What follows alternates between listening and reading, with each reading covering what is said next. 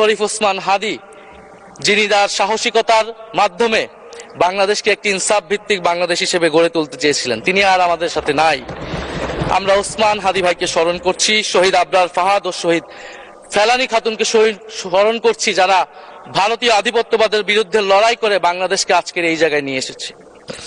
24-এর ছাত্র জনতার গণ অভ্যুত্থানে মাঠের নেতৃত্বের একেবারে সামনে থাকার কারণে আজকের দিনটি আমার জন্য একই সাথে আবেগের, কষ্টের ও আনন্দের।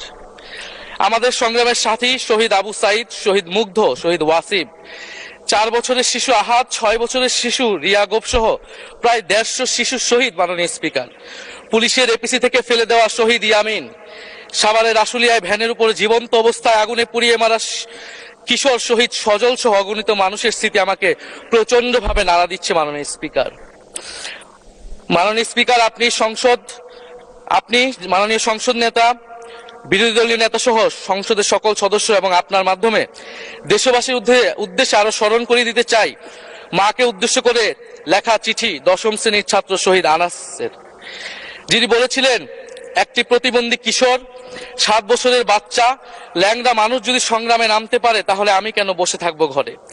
একদিন তো মরতেই হবে, তাই মৃত্যুর ভয় করে স্বার্থপরের মতো ঘরে বসে না থেকে সংগ্রামে নেমে গুলি খেয়ে বীরের মতো মৃত্যু অধিক শ্রেষ্ঠ। যে অন্যের জন্য নিজের জীবন বিলিয়ে দেয়, সেই প্রকৃত মানুষ। আমি যদি বেঁচে না ফিরি, তবে কষ্ট পেও না, গর্বিত হয়েও জীবনের প্রতিটি ভুলের জন্য ক্ষমা চাই। আনাস তার মাকে এই চিঠি লিখে রাস্তায় নেমে গিয়েছিলেন, শহীদ হয়েছিলেন। মাননীয় স্পিকার, যাদের আত্মত্যাগের কারণে আজকে আমরা এখানে বসে কথা বলতে পারছি।